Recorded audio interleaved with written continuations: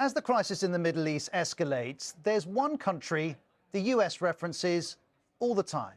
We do not want this war to widen.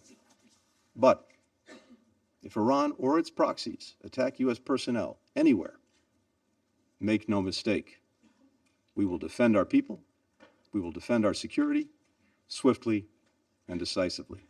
Last weekend, 3 US soldiers were killed in a drone attack. The location was northeastern Jordan. The target was a US military base called Tower 22.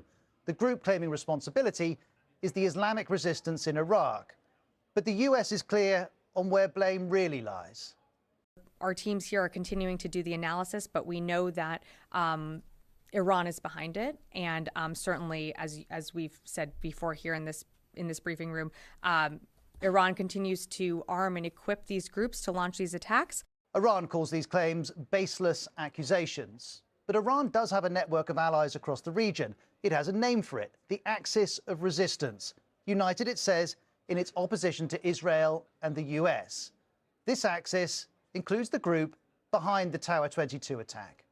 Iran has taken advantage, frankly, of the current moment of conflict to do what Iran has been doing for many, many years, which is to disrupt, to target the US and partners in a variety of ways, mostly through the efforts of its proxy militias. And since Hamas's attack on October the 7th and Israel's response to it, this disruption has taken many forms. For example, Houthi rebels in Yemen have repeatedly attacked shipping in the Red Sea. The US says there have been over 160 attacks by militia on its military positions in Iraq and Syria. But how does this network of allies work? How close is their relationship with Iran?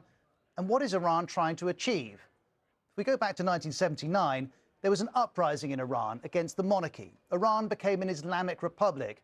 Ever since, it sought to spread its influence in the region. In recent years, that's involved support for the Assad regime in Syria, where Iranian forces have been deployed, support for large militant groups such as Hezbollah in Lebanon and the Houthis in Yemen, and support for smaller groups, including in Iraq. We have a whole range of Iraqi Shia militias, which have been formed in lots of different ways and have very different connections with Iran. And in fact, they're in an umbrella movement that has non-Shia militias included as well. So it's very complicated to navigate the types of links within that part of the axis of resistance. And Iran's support for its network comes in several forms. First, money.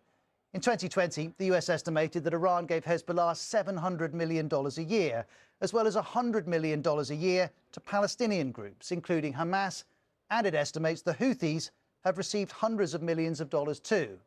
Iran doesn't acknowledge this funding. But as well as money, Iran is supplying weapons too. Recently, 2 US military personnel died in an operation to intercept a boat in the Red Sea. The US released this image. It says the boat was transporting Iranian-made weapons to the Houthis. Or there's Hezbollah. One estimate put its arsenal at 130,000 rockets and missiles. It's believed many of them come from Iran. And if Iran is supplying money and weapons, is it also coordinating the actions of its allies? After October the 7th, the US acknowledged we have not yet seen evidence that Iran directed or was behind this particular attack. More broadly, Iran's allies appear to operate with a significant degree of independence. But that needs placing in context.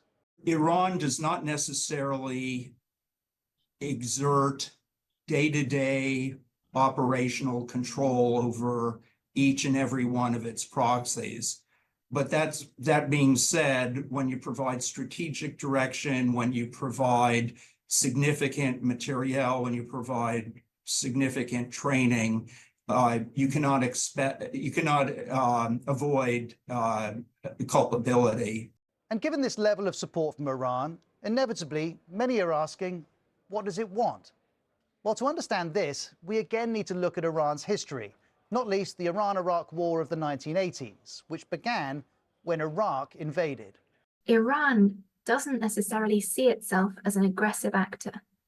It sees itself as deeply vulnerable. In particular, memories of the Iran-Iraq War, when it was very vulnerable to Iraqi missiles and many people died, are absolutely key in Iran's political conception of where it sits in the region. So its whole policy is built on never again allowing itself to be encircled or isolated. And to meet that goal, the axis of resistance is crucial. It is not looking for a massive escalation and a war outright with the US or Israel.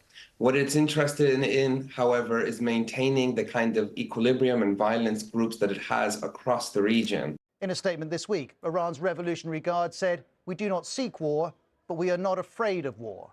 Iran's motivations and ambitions are a fiercely contested subject. But as the US calibrates its response to the Tower 22 attack, there's no debate that the axis of resistance is crucial to Iran's efforts to position itself in the region and to challenge Israel and America.